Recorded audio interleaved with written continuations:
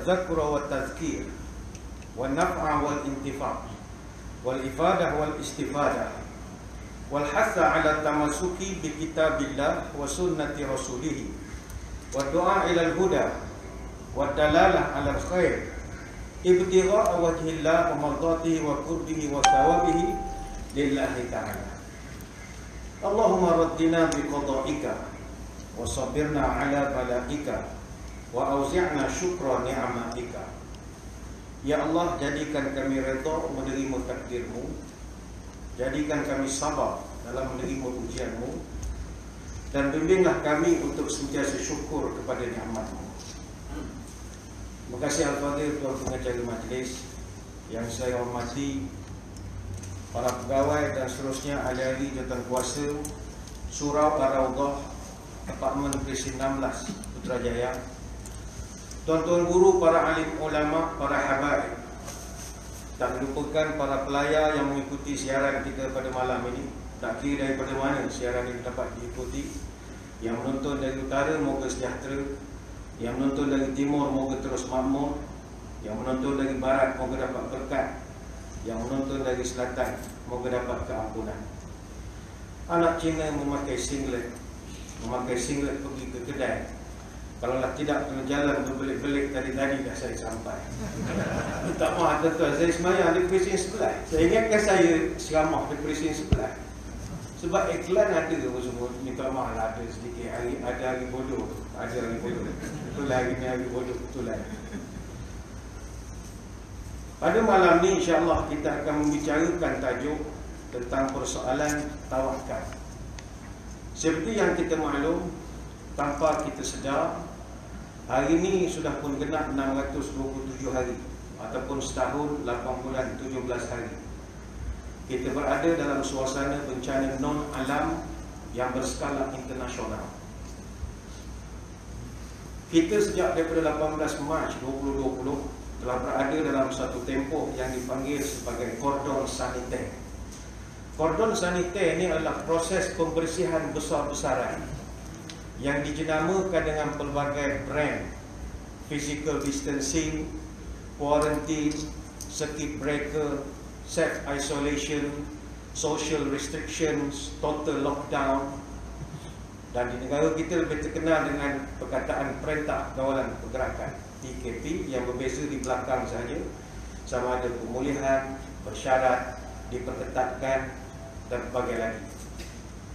Sememangnya COVID-19 ini, selain daripada mengorbankan ramai daripada rakyat kita, tetapi jauh lebih ramai, COVID-19 ini membunuh mental rakyat. Kesan psikologi akibat daripada COVID-19 tak ada orang boleh nafikan. Bukan hanya tekanan di pihak kesihatan saja, rakan-rakan kita barisan hadapan di hospital, di pusat perubatan, di pejabat kesihatan daerah, mereka rasa tertekan. Tapi bukan mereka saja, seluruh sektor pendidikan, termasuk kerohanian, masjid, surau dan berbagai lagi. COVID ini memang membunuh mental kita. Psikologinya begitu banyak sekali kesan psikologi. Pertama, kesan psikologi apabila terlampau kerap sangat kena buat saringan. Ini psikologi, tuan-tuan. Tuan-tuan berapa kali kena jolok hidung? Berapa kali? Ada setengah masjid, ada setengah imam, ada di kalangan mereka dah jolok hidung 71 kali. Ada. Jolok kali tamu tak kena. Agak pegawai perubatan tak puas hati, jolok lagi, tak ada lagi. Kira 71 kali. Termasuklah bila ada program, function, tuanku berangkat dan macam-macam lagi. Sebab kalau pihak masjid kita banyak protokol. Mungkin surau kurang sikit, orang besar-besar datang.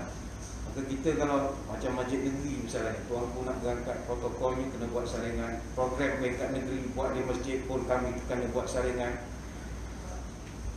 Bayang kalau dah 71 kali, dia dah sampai tahap ketagih tu. Dan untuk makluman tuan-tuan, nak masuk TV ceramah, korek hidung dulu. Nasib baiklah sekarang ni ada alat natang ludah atau apa nama, tak tahu. Pui, buat ada nampak dua line, satu line, makin natang ludah, tak tahu apa nama. Tahanlah sikit, dulu jolok hidung. Ada kesan psikologi. Begitu juga kesan psikologi bila kita didapati na'udzubillah positif COVID-19. Ada kesan psikologi. Atau dalam surau kita ni pun, saya percaya ada yang mantan pesakit COVID.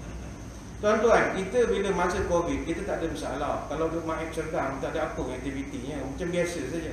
Tapi yang kesan psikologi itu bila kita grad daripada PKRC itu, iaitu kita menghadapi masalah PSTD, Post Stress Traumatic Disorder. Orang pandang kita trauma. Orang pandang kita atas bawah. Kita pergi ofis, asalnya orang tu tak topeng, terus 2 lapis pakai bila bercakap begitu. Kita kecil hati. Macam aku HIV AIDS sekarang. Stres. Itu kawan-kawan sepejabat. Bayang kalau orang yang tak kenal kita. Begitu juga kita menghadapi kesan psikologi apabila terlibat dikuarantinkan, sama ada di PKRC atau kena home surveillance ataupun jadi close contact. CC1 okey, CC2 paling tak tahan sekali. Tak bersalah pun. Anak jiran main rumah kita, kita tak tahu nak. Petang-petang tiba rupa jiran sebelah satu family positif. Secara automatik anak kita yang main dengan anak dia jadi CC1. Dan kita pula tak pasal-pasal yang tak main pun dengan anak-anak kita itu jadi CC2. Bagi geng makan gaji buta, suka je, tak ada masalah. Tak pergi kerja ke, work from home ke, no work from home, tak kisah. Gaji jalan, naik pangkat semacam. Orang yang kaya pagi makan pagi, nak nego dan macam-macam. Bayangkanlah pakai gelang tunggu. Kita faham vaksin. Di sini ramai yang telah lengkap 2 dos dan mungkin dah dapat booster pun. Ada di luar sana kawan-kawan kita yang kita gelarkan pro-choice lah, jangan panggil anti vaksin, marah dia. Pro-choice, my body my choice. Dia tak nak ambil vaksin. Okey. Tapi sekarang ni dia orang sindir kita siang malam pagi petang. Dengar cerita kena cocok yang ketiga pula. Ya ke? Alah, kena lah. Kata tahun depan dapat yang keempat pula. Ya ke? Alamak, hari-hari dia menyindir kita. Dia kata untunglah cocok 2 dapat sijil certificate, digital certificate. Kalau cocok booster yang ketiga dapat diploma. Cocok 4 kali esok dapat ijazah. 6 kali cocok PhD, panggil doktor lah lepas. Oh, dia punya sindir tahap mautnya, saya nak jawabnya. Dulu banyak juga kita baca orang yang tak boleh, yang tak ada 2 dos ni tak boleh ke sana kemari. Saya tengok semacam masuk hotel, cuti, duduk makan kedai mamak, sopa, tak tahu mana dapat sijil gitu, betul-betul. Saya ingat masjid surau pun dah tak tercek 2 dos, tak 2 dos, 2 das, tak 2 das. Hari ni yang cocok 2 dos kena sini. Kesan psikologi untuk orang yang tak cocok 2 dos pun ada kesan psikologi. Mereka mungkin ialah ada sedikit kesukaran lah untuk berurusan, khususnya melibatkan urusan keluar daripada negara, nak pergi ke Mekah dan macam-macam lagi. Ada kesan, ada susah sikit. Apa lagi kesan psikologi COVID-19 ini? Sistem pendidikan kita terpaksa anak-anak kita PDPR, yang kita pun memang tak reti lah nak menguruskan PDPR. Alhamdulillah sekarang dah sekolah balik. Kesan psikologi juga kepada para pegawai dan jurukuasa masjid. Sejak daripada bulan 5 tahun lepas sampai bulan 2 tahun ini, hari-hari orang pergi bodoh, imam bodoh, bila bongok, masjid kronik, macam-macam. Ini semua dajjal semua ni, pre-mason. Ini semua keluar daripada mulut bukan orang semayang sangat. Biasa yang mulut macam tu, biasa saya gelarkan kumpulan ahli sunat wal jumaat je. Dia jaga semayang jumaat je, semayang lain dia tak kisah sangat. Baru-baru ini pula, saintis di Afrika Selatan telah mengesan satu varian COVID-19 yang baru, yang menurut kajian mereka mempunyai lebih banyak mutasi lagi, dan dinamakan oleh WHO sebagai varian B.1.1529, atau dalam bahasa berita dia panggil Omicron. Dan dikatakan varian yang baru ini mempunyai sekurang-kurangnya 10 mutasi berbanding dengan varian Delta dan juga Beta. Delta walaupun ganas 2 mutasi saja. Kalau varian Beta itu 3 saja. Tapi varian yang Omicron ini dia boleh beranak sampai 10. Dia boleh ada sub pula lagi. Maka benda ini telah menimbulkan kerisauan. Keluar pula berita hari ini seperti yang disebut oleh Menteri Kesihatan, telah pun dikesan Omicron ini di tanah air kita dibawa oleh seorang pengembara bukan warga negara daripada Afrika Selatan, tetapi telah dapat dikawal dengan begitu baik. Ini tanyalah kita ucapkan kepada KKM. Tapi ada juga di kalangan masyarakat yang mencadangkan supaya dibuat semula perintah kawalan pergerakan diperketatkan secara bersasar, Targeted Enhanced Movement Control Order ataupun TEMCO. Jadi tak pasal-pasal ada di kalangan rakyat negara kita tak kena-mengena dengan Afrika pun susah hati juga. Susah hati dia terenung, dia memikir. Padahal dia pergi Afrika Selatan pun tidak, berkawan dengan orang Afrika pun tidak, keluar ke Janda Baik pun tidak, pergi Genting Island pun tidak, makan di kedai pun tidak. Tapi susah hati tak karuan. Nampak orang Afrika semua lari. Asal orang tu muka Afrika dia semua lari. Sementara kita menantikan dan kita menghormati penilaian risiko dan city value. City value ni cycle threshold value ataupun nilai kitaran ambang. Sekarang ni rakan-rakan kita di KKM dia ada buat penilaian. Pihak kesihatan daerah pun ada buat kajian. Kita menjangkakan akan ada beberapa kes hasil saringan ke atas area-area ini. Tapi kita menyeru kepada seluruh masyarakat sesuai dengan tajuk kita malam ini. Kita hendaklah kekal tenang, ikut SOP yang disyorkan, dan sangat mustahak adalah bertawakal kepada Allah. Inilah yang hilang daripada masyarakat di negara kita sekarang. Tawakal dah tak ada lagi. Dia punya tahap ketakutan itu sampai menghilangkan tawakal. Kenapa pakcik tak semayang di masjid? Tak boleh tanya Omicron. Pakcik kan dah pakai topeng, pakcik kan dah ada PPE elok semua dah, bawa hand sanitizer macam-macam. Jangan main-main, jangan dia boleh airborne. Mana tawakal? Sebab itu tawakal ni kita akan belajar. Apa itu tawakal? Tawakal ini dia berasal daripada kalimat wakala yakilu. Maknanya kita mewakilkan. Dari kalimat tawakal inilah yang telah membentuk kalimat wakil. Wakil. Dalam bahasa Arab, wakil dimaksudkan sebagai pelindung. Dia beza bahasa Melayu dengan bahasa Arab beberapa perkataan. Contohnya wakil ini, kalau kita wakil ni on behalf lah, mewakili kita. Tapi dalam bahasa Arab, wakil maknanya pelindung.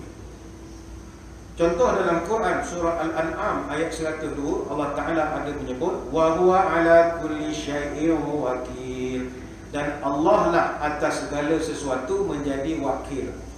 Adakah Allah menjadi wakil kita? Tidak. Dalam ayat yang lain, wa kafa billahi wakila, dan cukuplah Allah sebagai wakil. Bukannya jadi wakil kepada kita, tapi jadi pelindung kepada kita. Maka kita boleh simpulkan, menjadikan Allah sebagai wakil berarti kita menyerahkan segalanya, iaitu persoalan tentang pandemik, wabak dan macam-macam ni, segala persoalan hanya kepada Allah.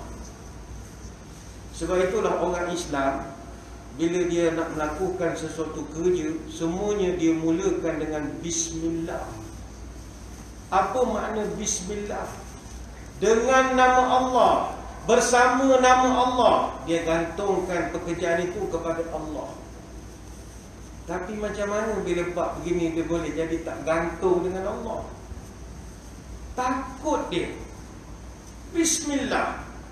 Berapa banyak Allah dah lindung kita daripada musibah. Banyak. Tuan-tuan ingat makan nasi, makan durian, minum teh tarik itu tak ada kolesterol, kalori macam-macam. Macam-macam ada.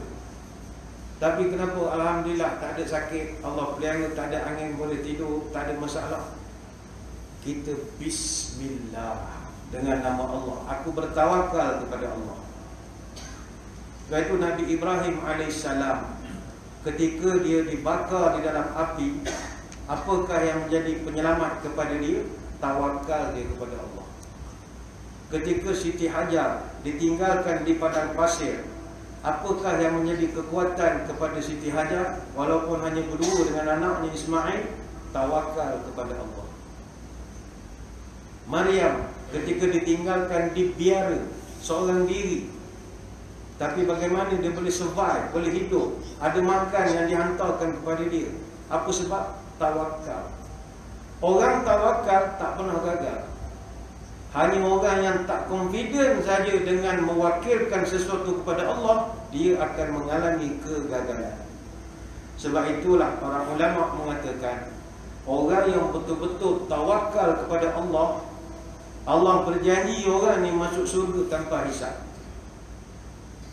Dalam satu hadis, Nabi pernah menyebut, wa'adani Rabbi Azza wa Jalla ayyudkhilal jannata min ummati 70,000 bighairi hisabin wala azabin ma'a kulli alfi 70,000. Allah telah berjanji, aku boleh bawa 70,000 daripada umatku masuk syurga tanpa hisab, tanpa seksaan, tanpa pemeriksaan. Setiap 1,000 daripada jumlah itu boleh bawa 70,000 orang lagi. Hadis riwayat Imam Ahmad. Syekh Syu'aib Al-Amnun mengatakan hadis ini sahih dan sanad hadis ini hasan. Siapakah golongan yang dimaksudkan itu? Dalam hadis yang lain Nabi menyebut orang yang hidupnya sangat bertawakal kepada Allah. Ayo tawakal. Omikron ke, Omron anda ke, datang, tak ada masalah. Kita tidak jemput, saya datang. Tapi tawakal kita pada Allah mesti mengatasi. Tuan-tuan masuk dalam surau ini, tawakal pada Allah. Tetapi bukan tawakal bodoh itu saja. Kerana orang yang tawakal, Allah suruh dia berusaha dulu. Jangan meninggalkan usaha. Kita mesti terus amalkan norma dan juga kelaziman baru dalam kehidupan seharian kita. Dan kena tetap juga mematuhi SOP yang telah ditetapkan oleh pihak kerajaan.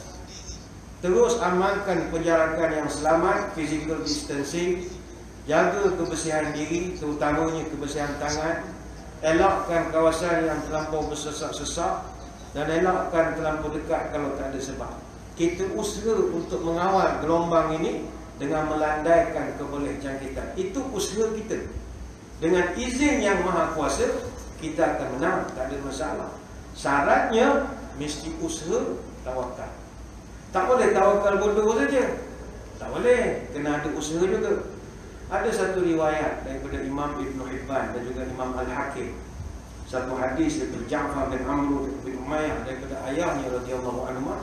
Qala rajulun lin Nabi sallallahu alaihi wasallam ursilu naqati wa atawakkul. Qala irqilha wa tawakkal. Datang satu orang lelaki tanya kepada Nabi, "Ya Rasul, aku ada seekor unta. Bila aku pergi ke kedai ke mana-mana, aku lepas je unta aku tu, aku tawakal pada Allah. Masuk dalam kedai beli barang. Boleh tak itu consider tawakal?" Kata Nabi, "Jangan, irqilha. Ikat dulu unta itu, baru kau tawakal." Artinya kena ada usaha. Tuan-tuan nak keluar daripada rumah pergi ke surau, jangan tak kunci pintu. Orang tanya, "Kenapa tak kunci?" Aku nak dengar ceramah, buat kerja baik. Takkan malaikat tu dah jaga rumah aku? Bukan mana boleh kira gitu. Suruh malaikat nak kerja gitu. Tetap kena dikunci, tetap kena tutup pintu dan bagai-bagai. Bawa motor, kereta datang surau, parking, kunci biarkan pada sui. Hanya tak ambil kunci ni. Tawakal pada Allah. Kita nak buat kerja baik, mesti Allah jaga. Malaikat hilang motor. Kena usaha juga. Ada satu riwayat Imam Al-Qudai disebutkan, qala Amr bin Umayyah, qultu ya Rasulullah, uqayyidu rahilati wa atawakkul 'ala Allah aw ursiluha wa atawakkal. Qala qayyidha wa tawakkal. Amr bin Umayyah dia pernah tanya kepada Nabi, "Ya Rasulullah, adakah aku kena ikat dulu unta kemudian aku tawakal, ataupun aku lepaskan saja unta lepas tu aku tawakal pada Allah?" Nabi jawab, ikat dulu, barulah kau bertawakal. Mana tawakal tidak bererti meninggalkan usaha.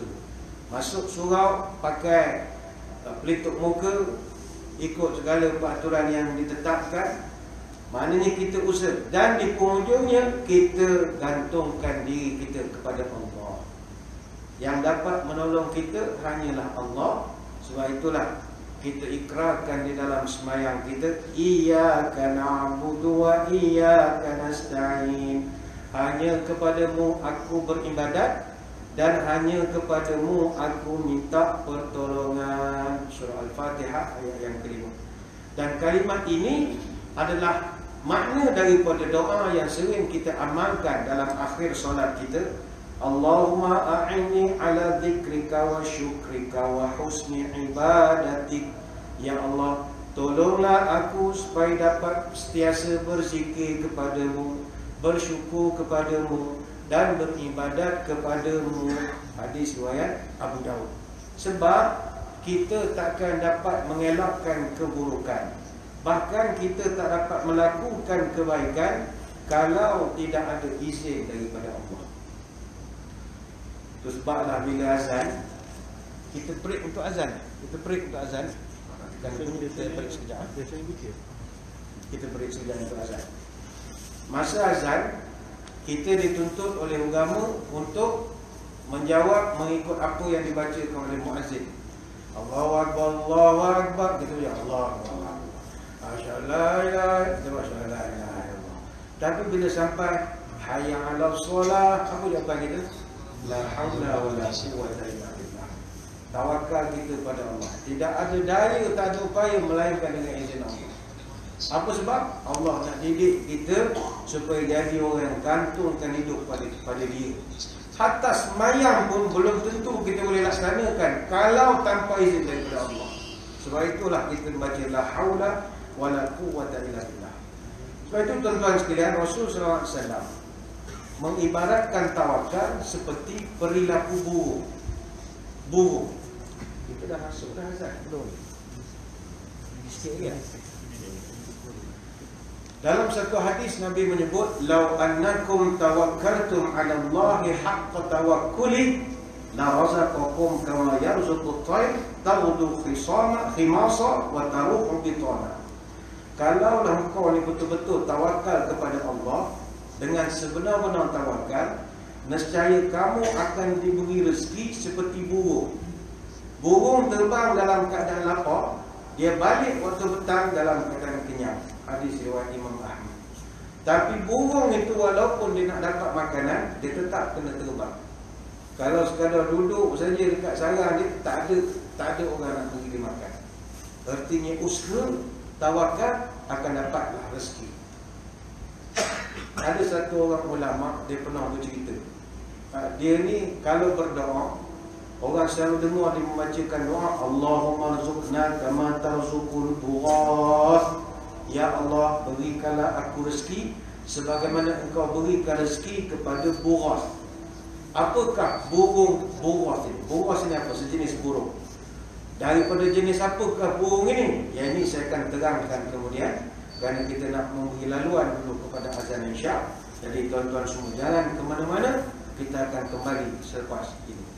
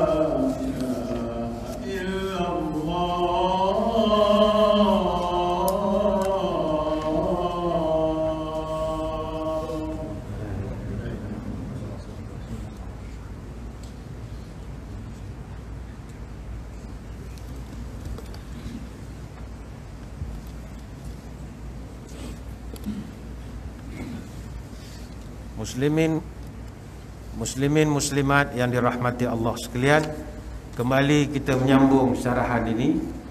Mohon izin daripada para jemaah untuk menganjakkan sikit pelaksanaan solat Isyak lewat sedikit, sebab kalau ikutkan peraturan kena berhenti bila azan. Tapi dengan izin daripada jemaah kita boleh menganjakkan. Muslimin muslimat sekalian, kita sedang bercerita tentang persoalan tawakal kepada Allah, yang mana inilah perkara yang sudah semakin hilang daripada diri masyarakat, khususnya di negara kita sekarang. Mereka dah berusaha yang terbaik, tapi disebabkan mereka belum ada tawakal, maka ketakutan menyelubungi kehidupan mereka. Tawakal ini bukan benda yang senang. Sebab itu ada satu orang ulama, saya cerita tadi, dia berdoa kepada Allah, Allahumma rzuqna kama tarzuqul bughas. Ya Allah, berikanlah aku rezeki seperti engkau beri kepada bughas. Bughas ini adalah nama kepada anak burung gagak. Burung gagak, gagak bahasa Arab panggil ghuram. Kalau anak gagak dia panggil bughas. Kenapa ulama ini berdoa supaya jadi dapat rezeki seperti bughas? Ada satu kisah yang agak ajaib.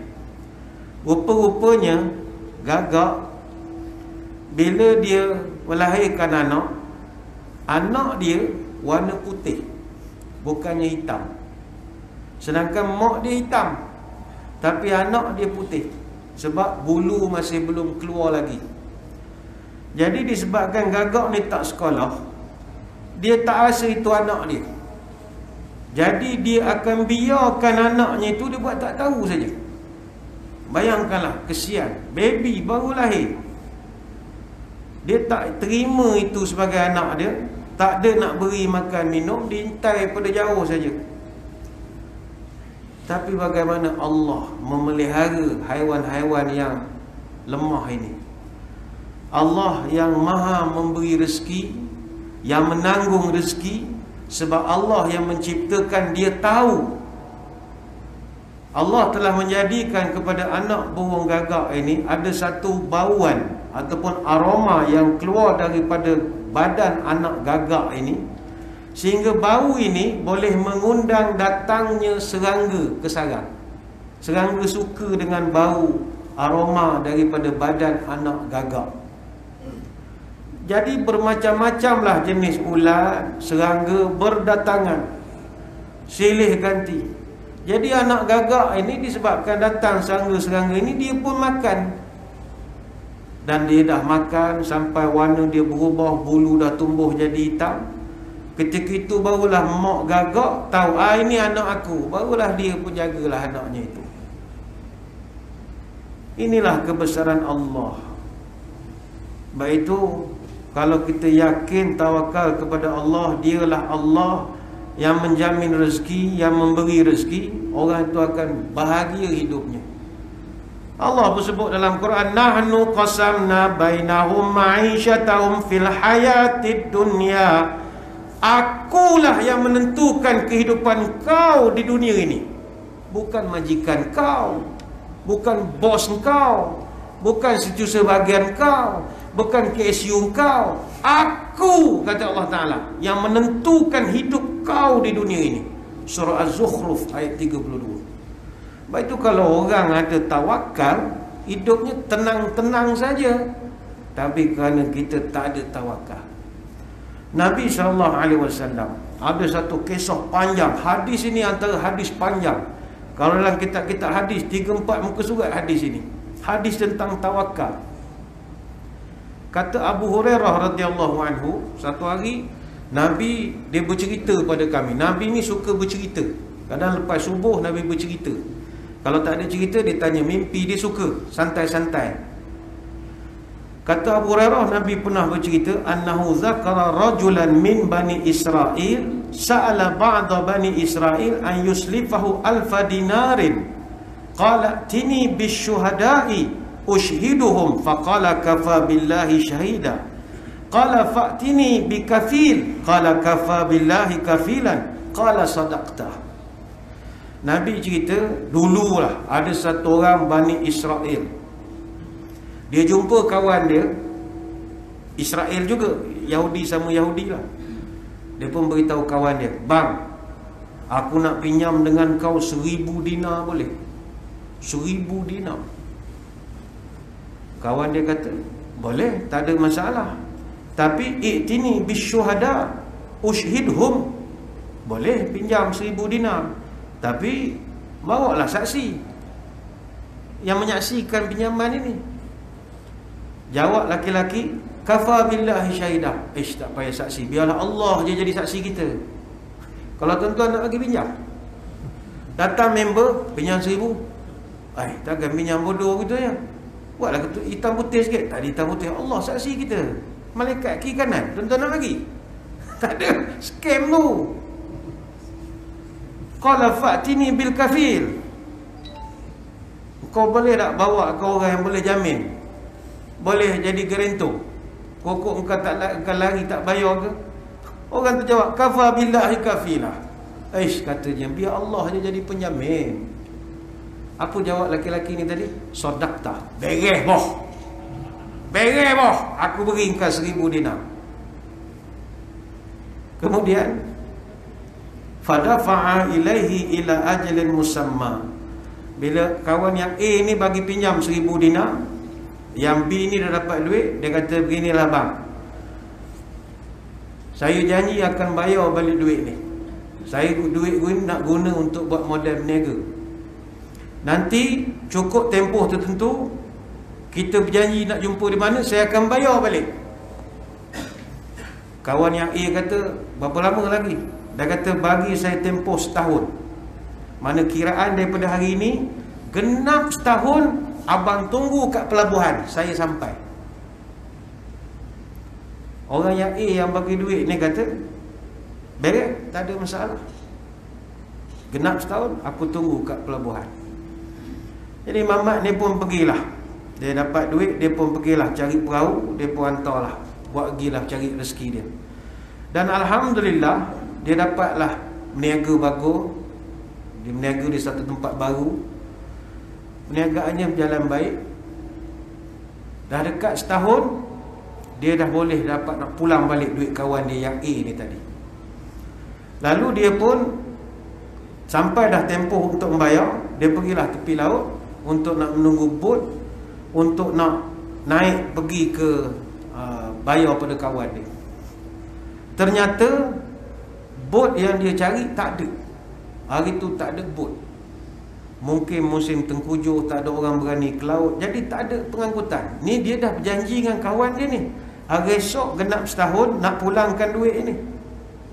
Jadi Nabi pun cerita, orang ini pun dia ambil satu kayu balak, fa akhadha khashabatan fa naqaraha fa adkhala fiha alfa dinarin. Dia ambil satu batang balak, dia tebuk lubang, dia masuk 1000 dinar dalam batang balak. Dia tutup balik, dia hanyut tengah laut. Dia kata, ya Allah, aku dah berjanji dengan kawan aku nak bayar duit dia 1000 dinar. Tolong sampaikanlah kayu ni kepada dia. Dia campak. Kalau tuan-tuan nak buat begitu. Ini Nabi cerita tahap tawakal luar biasa ini. Dia boleh campak duit jongkong mai 1000 ketul dalam laut. Ini tawakal. Dia campak, boom. Dia pun biarlah kayu tu hanyut. Kemudian dia berdoa, faqala Allahumma innaka ta'lam anni kuntu tasallaftu fulanan alfa dinarin fasalni kafilan faqultu. Panjang doa dia kepada Allah. Dia tawakal betul. Ya Allah, saya ni dah putus pengangkutan, tak boleh nak pergi, tapi ini duit saya dijanji nak pulang. tolonglah ya Allah, sampaikanlah duit saya ni kepada kawan saya yang sedang menunggu, dia nak pakai duit gini. Yang kawan dia si A ni tadi, dia pun dah ingat cukup setahun, dia pun tunggu tepi pantai. Dari jauh dia tengok tak ada kapal. Daripada pagi tak ada, petang tak ada, dia balik. Hari esok dia tunggu lagi. Dia kata, aku dah kena kencing dah ni, aku kena scam dah ni, habis betul ni, habis. Macam mana tak ada hitam putih? Aduh, bodohnya. Dia rasa begitu. Dia pun kata, tak apalah, dah tak ada rezeki aku, kena tipu member sendiri. Jadi dia pun sambil dia berjalan, dia pun mikir juga, balik ni kena beleting dengan isteri aku ni, macam mana gayanya. Kemudian yanzuru la'alla murkaban qad jaa bimalihi fa idza bil khashbati allati fiha al mal fa akhadha li ahli. Daripada jauh dia nampak ada satu batang balok hanyut. Dia pun tak tahu apa, tapi dia kata ini rare ni, jarang nampak ada balok hanyut. Jadi dia pun ambil. Dia kata, ini kayu comel, kalau okey buat perabot lawa, bolehlah mujuk-mujuk isteri. Dah lah 1,000 dinar hilang begitu je. Adalah sikit buat gula-gula untuk dia kan, lollipop nak bagi dia tak marah sangat. Dia pun pikul kayu, bawa balik tu dia ketuk-ketuk lah. Ketuk, dia jumpa satu secarik tulisan, ukiran pada kayu itu. Wajadal mal was sahifah. Dia nampak satu tulisan, yang mana tulisan itu menyebut ini adalah duit yang saya pinjam daripada kawan saya begini-gini. Dia kata, la ilaha illallah, macam mana boleh ada benda ini? Dia pun buka, dia dapati rupa-rupanya dalam tu ada 1,000 dinar yang dipulangkan balik oleh sahabat dia, genap setahun. Hadis ni panjang, riwayat Imam Bukhari. Apa pelajaran cerita ini yang Nabi bawakan kepada para sahabat? Nabi nak tunjukkan A dengan B dua-dua tawakal tinggi. A dia boleh tawakal kepada Allah, bagi pinjam orang 1,000 jongkong emas tanpa ada hitam putih, hanya gantung dengan penyaksian Allah saja. Yang saya ingat tuan-tuan, tak ada orang sanggup buat begitu. Dan yang si B pun tawakalnya sangat tinggi. Dia boleh campak 1,000 dinar dalam laut. Kita nak kirim pakai JNT pun takut. Nak kirim gelang emas, sampai dah gelang aku ni kan anak aku di kolej ni. Macam-macam fikir kita. Tonton budak nak sangka buruk pula tu. Dia budak nak ciluk pakai metal detector ke habis. Banyak sangat tengok cerita orang putih dah macam-macam berangan. Orang zaman Bani Israel campak 1,000 dinar, tawakal pada Allah. Tapi ni bukan nak suruh tuan-tuan tawakal bodoh cara begitu, tak boleh. Nabi bawa cerita itu nak menunjukkan bahawa pergantungan pada Allah kalau betul-betul dibuat, jadi. Sebab itulah muslimin muslimat sekalian, marilah kita gantung hidup kita dengan Allah. Sebab itu ada satu hadis daripada Tirmizi dan Imam Ahmad bin Hanbal. Hadis ni dapat daripada Abdullah ibn Abbas radhiyallahu anhu. Abdullah bin Abbas, Ibnu Abbas, dia pernah bercerita. Dia kongsi satu cerita. Kuntu khalfan Nabi sallallahu alaihi wasallam yauman. Aku pernah berjalan dengan Nabi satu hari. Aku duduk belakang Nabi. Faqala ya gulam. Nabi panggil aku, budak, mai sini. Ibn Abbas ni muda. Masa Nabi wafat dia baru tingkatan 3. Muda lagi dia. Ya gulam, inni u'allimuka kalimat.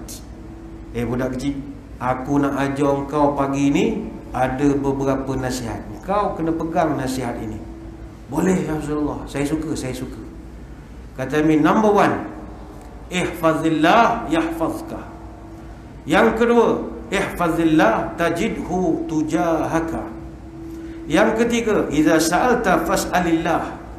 Yang keempat, wa iza sta'anta fasta'in billah.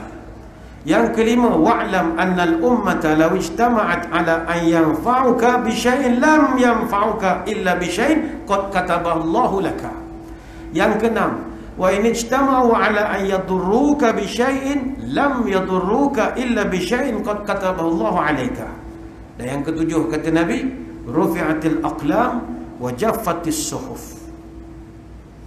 Nasihat ini walaupun diberikan kepada Ibnu Abbas, Tapi wajar nasihat ini juga dijadikan pegangan kepada kita, khususnya suasana pandemik ini.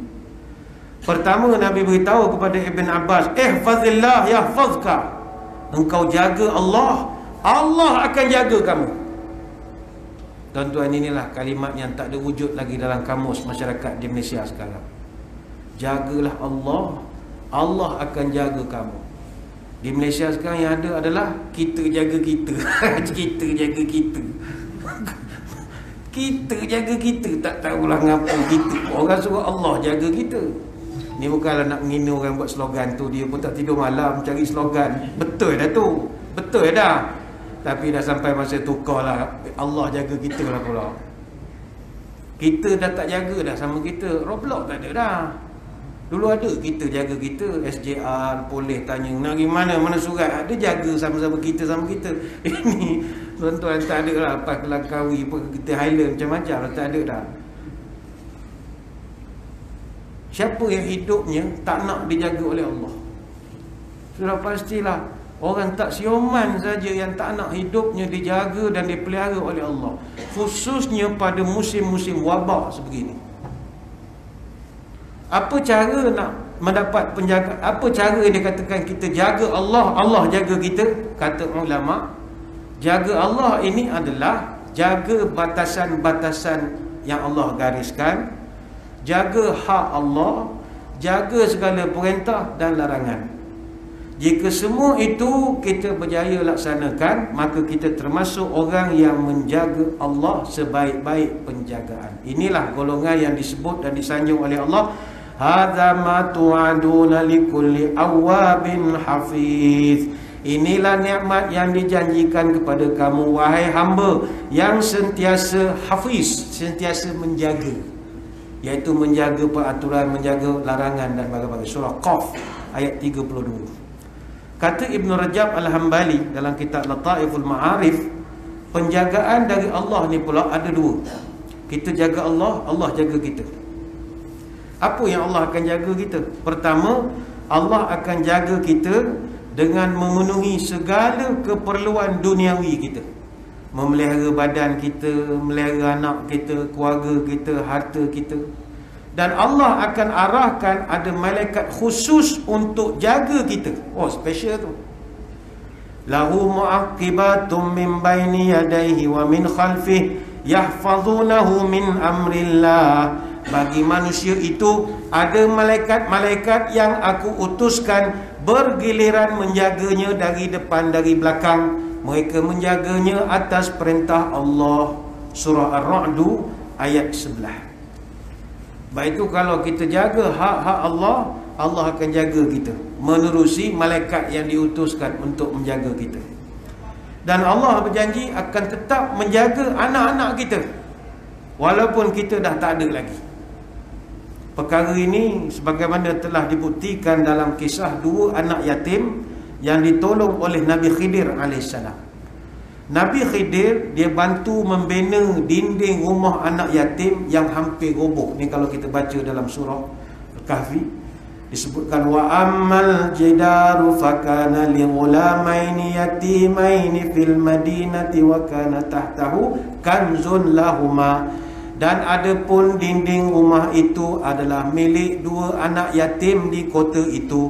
Di bawahnya tersimpan harta bagi mereka berdua. Surah Al-Kahfi ayat 82. Apa sebab dia ditolong? Sebab dalam ayat 82 apa Allah Ta'ala sebut? Wa kana abuhuma salihah. Sebab dulu arwah ayahnya adalah orang yang soleh. Jadi kalau kita jaga Allah, bukan sekadar kita dijaga, anak cucu kita pun Allah jaga lagi. Itu kepentingan jaga Allah. Kata Ibn Rajab Al-Hambali, penjagaan dari Allah yang kedua adalah Allah akan jaga agama dan iman kita. Dan ini adalah penjagaan yang paling agung dan paling mulia. Caranya, Allah akan jaga kita daripada perkara-perkara syubhat dan menjaga kita daripada terikut dengan syahwat yang diharamkan. Contoh, bagi orang lelaki-lelaki, walaupun songkok kepiah atas kepala, kalau bab perempuan dia ada kalah sikit. Dia ada kalah sikit. Walaupun pakai kopiah sekalipun, bab perempuan dia kalah sikit. Dia kalah. Ya, itu normal lah. Jangan lelaki minat sama lelaki, sudahlah. Minat dengan perempuan tu lantak dia lah. Tapi kalau tanpa kawalan, merosakkan. Sebab itu dalam Quran Allah Ta'ala rekodkan Nabi Yusuf AS. Nabi Yusuf digoda habis-habisan oleh Zulaikha. Habis-habisan. Hingga kan ketika itu dalam Quran Allah rekodkan bahawa Nabi Yusuf, walaupun dia Nabi, terdetik juga dalam hatinya untuk buat. Nak terbabas tu ada dah. Maknanya wow tu ada. Laki-laki ada, wow tu ada. Tapi kenapa tak jadi? Allah yang selamatkan dia. Walaqad hammat bihi wa hamma biha. Allah Ta'ala sebut, sesungguhnya wanita itu bermaksud melakukan perbuatan keji itu dengan Yusuf. Wa hamma biha, dan Yusuf pun ada maksud untuk melakukan benda itu. Maknanya ada. Tapi Allah Ta'ala sebut, laula an ra'a burhana rabbi kadzalika linasrifa anhu su'a wal fahsya innahu min ibadinal mukhlasin. Andai kata dia tidak melihat tanda-tanda kebesaran Tuhannya, maka kami palingkan dia daripada kemungkaran dan kekejian. Allah Ta'ala sebut, aku yang palingkan dia, sebab dia terus melihat kebesaran Allah. Sesungguhnya Yusuf itu adalah hamba-hambaku yang terpilih. Surah Yusuf ayat 24. Baik itu, ini penjagaan Allah. Dulu kalau orang kita lah pergi luar negara, suka sangat, terutama pergi negara macam kita tak parak sangat Australia lah. Kalau pergi Australia, macam dekat Sydney, ada satu pantai tu dia panggil Bondi Beach. Bondi Beach ni dia nudist, untuk pantai orang mandi telanjang. Saya tak tengok orang cerita kan, dia pun kata, ustaz tahu, mana tahu. Nak saya pergi juga, tapi U-turn balik lah, salah pantai. Ingat nak cari kelah, tengok apa tak baju belakang ni. Jadi kita lari ke pantai, ada Manly Beach, macam pantai ada, tapi yang Bondi Beach tu memang nudist. Kita tak pernah tengok orang jenis bersalai tepi pantai tak baju ni. Jadi wow tu keluar juga. Waduh ada. Sebab dah ramai-ramai tu selamatlah keluar. Rupanya dekat kawasan Bondi Beach ni ada je student kita duduk. Dan student kita yang duduk situ, belakang dia orang tak baju semua ni. Tapi dia orang masjid tak tinggal, puasa kuat, ibadat kuat, baca Quran. Jadi bila makan-makan, macam mana awak jadi tak tergoda ke benda-benda gini? Jadi mungkin dah kalih ke, tapi saya melihat ini Allah pelihara mereka. Kita tak pernah tengok tu, wow, dia dah tak ada huruf dah, malah wow, tak ada ber, tak ada ya, tak ada apa, tak ada. Dia dah kalih. Kata orang Pantai Timur, dia dah tak selok dah tengok benda gitu. Allah pelihara. Dan kita doa moga Allah pelihara seluruh pelajar-pelajar kita di luar negara lah daripada benda gitu. Ini yang dimaksud pemeliharaan Allah. Hak-hak Allah yang kita nak jaga ni, kata para ulama, nombor satu, jaga sembahyang. Mesti tepat pada waktunya. Segala ibadat mesti buat pada masa je. Hatta berbuka pun jangan lewat sampai lebih daripada maghrib. Artinya ada peraturan-peraturannya. Kemudian yang kedua, kata ulama, mesti jaga mulut daripada menipu, mencarut, mengadu domba, mengumpat. Ni semua jaga. Adminu li sittan min anfusikum admanu lakumul jannah. Engkau buat 6 perkara, kata Nabi, aku gerento, aku jadi gerento, aku garanti engkau masuk syurga. Nabi jamin. Admanu li sittan min anfusikum admanu lakumul jannah. Kau buat 6 perkara, aku jamin kau masuk syurga. Pertama, kata Nabi, asdiqu idza hadastum. Kalau bercakap jangan menipu. Wa aufu idza wa'adtum. Kalau berjanji tepati. Wa addu idza tumintum. Kalau dia beri amanah, jaga amanah. Wahfazu furujakum. Jaga kemaluan kamu. Wa ruddu absarakum. tundukkan pandanganmu daripada tengok benda tak senonoh. Wa kufu aidiakum, dan jagalah tingkah laku kamu. Kau jaga 6 perkara ini, aku garanti kau masuk syurga. Hadis riwayat Al-Hakim dan juga Ibnu Hibban. Jadi ini yang pertama Nabi pesan kepada Ibnu Abbas. Mana pesan juga kepada kita, jaga Allah, Allah akan jaga kita daripada buat maksiat dan daripada buat benda tak senonoh. Yang kedua Nabi pesan kepada Ibn Abbas, ihfazillah tajidhu tujahaka. Engkau jaga Allah, nescaya Allah akan sentiasa berada di hadapan engkau. Sekarang ni kita selalu letak barisan hadapan frontliner. Kita panggil frontliner lah, pasukan keselamatan, orang kesihatan, pasukan perubatan, polis, tentera. Kita panggil dia frontliner.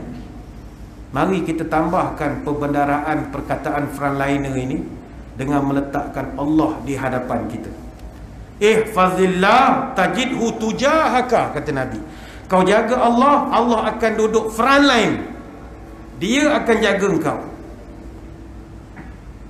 Dalam syarah Al-Arba'in An-Nawawiyah dicatatkan, maksud hadis ini, jika engkau jaga Allah, maka Allah akan sentiasa duduk di depan untuk membimbingmu daripada menuju ke jalan-jalan kebaikan.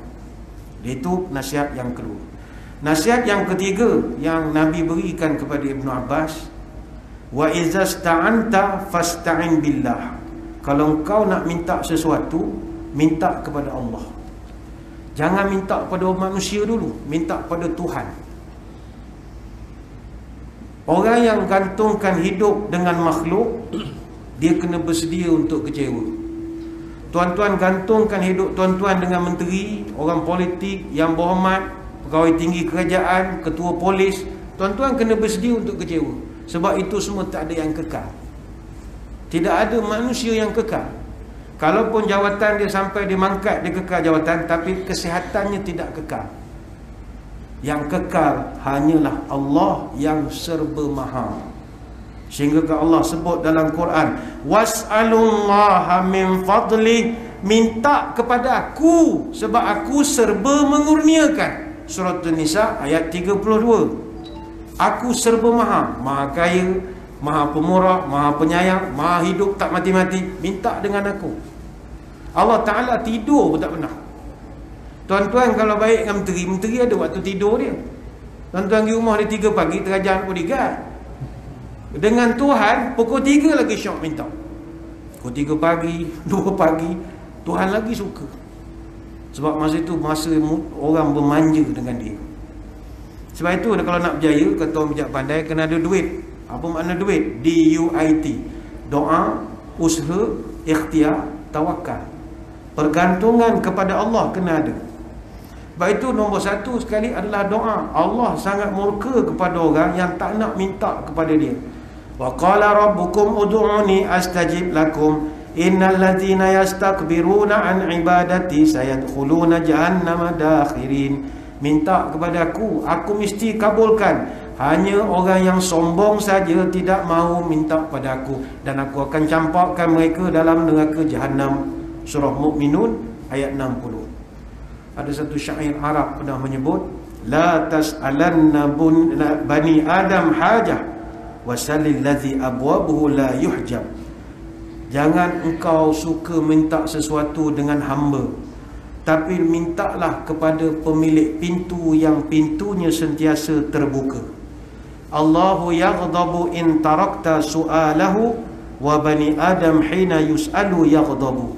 Sesungguhnya Allah murka kalau kamu tidak minta kepadanya. Adapun anak Adam murka kalau muka yang sama je asyik minta kepada kamu, pada dia. Itu beza. Kita manusia, kalau muka yang sama minta, kita pun nyampah juga tengok muka yang sama. Baik itu dulu Masjid Surau banyak buat gobok rezeki. Ni tak berapa nampak dah gobok rezeki. Apa sebab? Nyampah. Muka yang sama je ambil. Ambil kita tak masalah, bukan duit kita. Tapi dah datang, bawa 4x4 ambil. Siap pakai ribas lagi. Turun ambil minyak, ambil tu pun jual goreng pisang. Ni berlaku, bukanlah dari sini. Lama-lama kita pun menyampah, tak jadi buat gobok rezeki. Manusia dia ada perasaan, ada masa marah, tapi Allah Ta'ala tak ada. Dia marah pula kalau tak minta. Jadi wa iza sta'anta fasta'in billah. Apa juga yang kau nak, minta dulu dengan Tuhan, baru kau minta dengan orang. Itu yang ketiga. Yang keempat, wa iza sta'anta fasta'in billah. Kalau kau minta pertolongan, mintalah pertolongan dengan Allah. Kemudian disebut lagi, wa'lam annal ummah law ijtama'at ala an yanfa'uka bi syai'in lam yanfa'uka illa bi syai'in qad katabahu Allahu laka.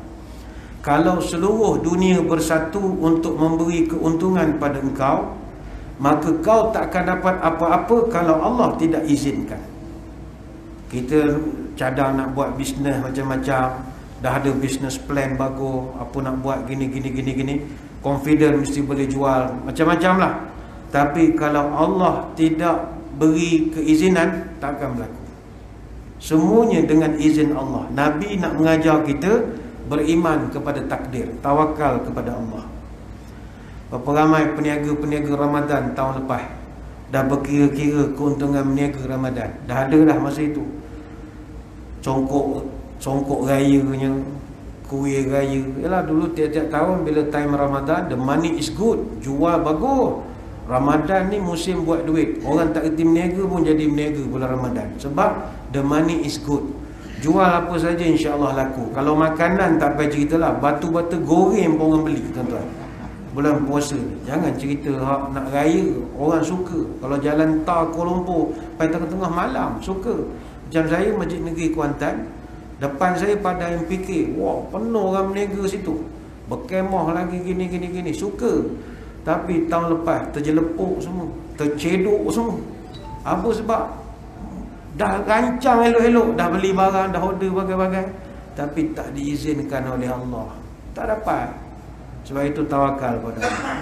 Nabi sambung lagi, wa in ijtama'u ala an yadurruka bi syai'in lam yadurruka illa bi syai'in qad kataballahu laka. Dan andainya satu dunia ini bersatu untuk nak membahayakan engkau, bahaya tu tak akan sampai kepada engkau kecuali aku yang izinkan. Katalah sekarang Kementerian Kesihatan, oh kita sekarang sedang menghadapi waspada yang COVID-19, Omicron macam-macam lah dia sebut. Jadi menurut kita punya kajian, kalau keboleh jangkitan, orang pun matilah. Matilah. Tak, Nabi pesan, kalau satu dunia berpakat nak menjahanamkan kau, tapi aku tak izinkan, takkan jadi. Takkan jadi. Sebab itu ini orang tawakal. Tuan-tuan, kalau nak ikut ancaman, mana ada hidup kita tak ada ancaman? Tuan-tuan duduk dalam surau ni apa confident kipas tak jatuh atas kepala tuan-tuan? Tuan-tuan percaya kipas ni kuat? Tapi kenapa tuan-tuan yakinnya duduk di bawah? Apa nak ditakut? Tiap-tiap hari kita diancam. Kalau penyakit ni tuan-tuan, sejak daripada kecil kita hidup dan bermasyarakat dengan ancaman denggi, leptospirosis, taun. Daripada kecil kita kena nyamuk. Bahkan kalau ikut rakan-rakan di Kementerian Kesihatan, kes jangkitan kencing tikus pun banyak dalam setahun, mencecah 3,000 lebih kes setahun. Dan kematian kadang-kadang mencecah 48 kematian dicatatkan. Itu tuan-tuan, nak mandi air terjun jangan macam mandi pakai nak gerak sangat. Kena tempat yang bersih-bersih juga. Kencing tikus. Kes denggi tak payah cerita lah. Kes denggi dilapor dalam setahun cecah 100,000 kes setahun. Dan kematian ada yang sampai 277-280 kes kematian. Cuma pelaporan kes denggi tak dibuat secara harian. Tak ada sidang media. Kalau ada, tuan-tuan takut nak keluar rumah nyamuk bagai-bagai. Tapi disebabkan kita dah biasa dengan benda itu, kita kenal dia, maka kita tahu untuk berhadapan dengan dia.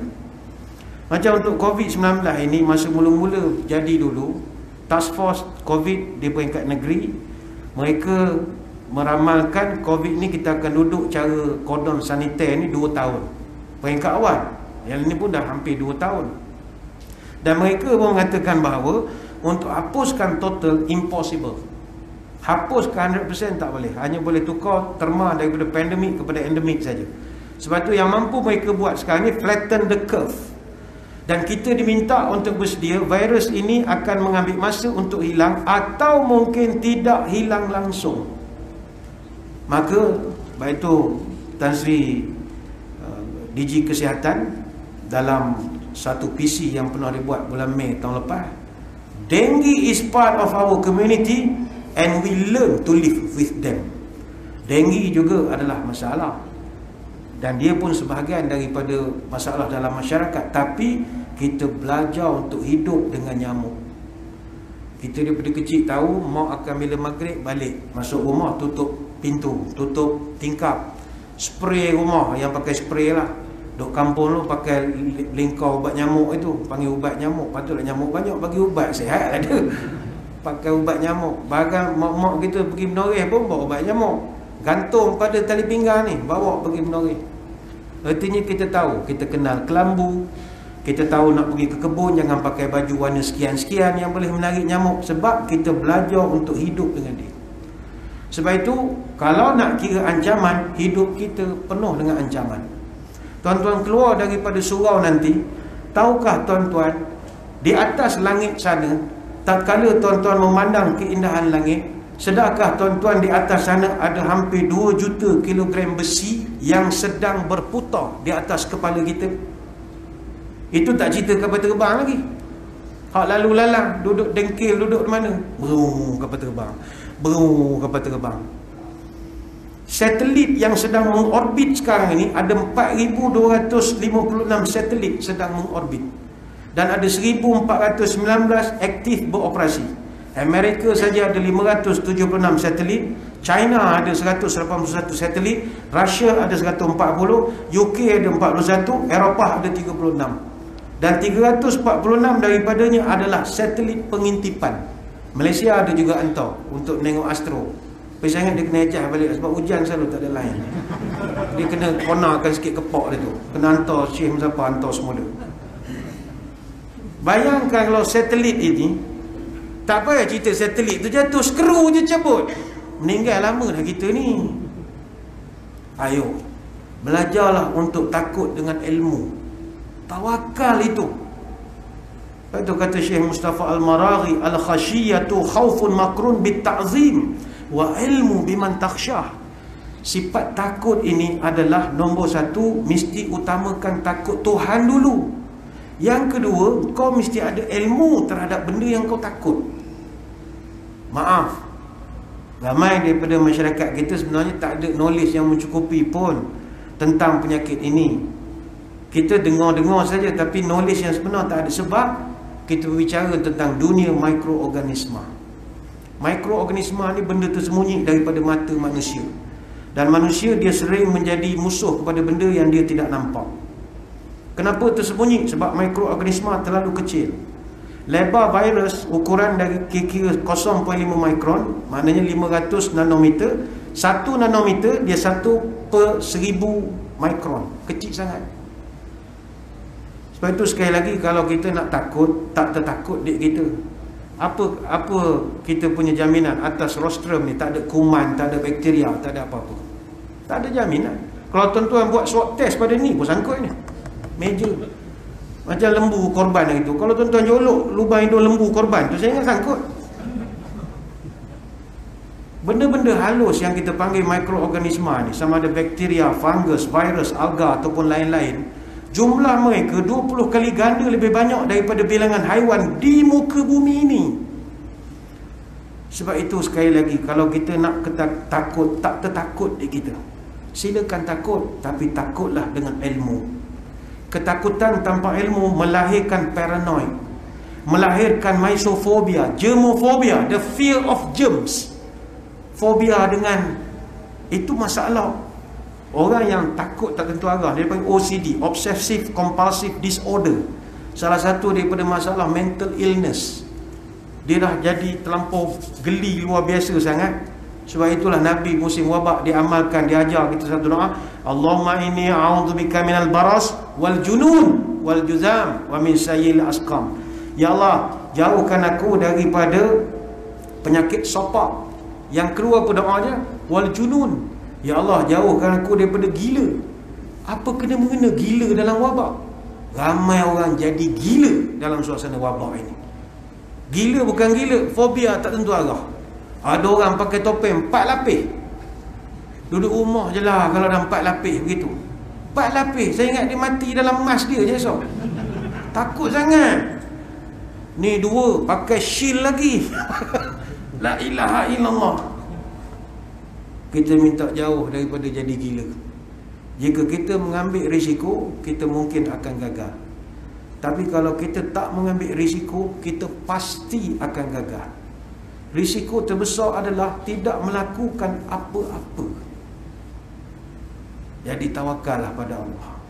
Dan yang terakhir Nabi sebut, rufi'atil aqlam wa jaffatis suhuf. Pena telah diangkat, lembaran-lembaran telah kering. Apa artinya? Maknanya Allah dah siap tuliskan takdir kamu. Janganlah kamu berlebih-lebihan sangat.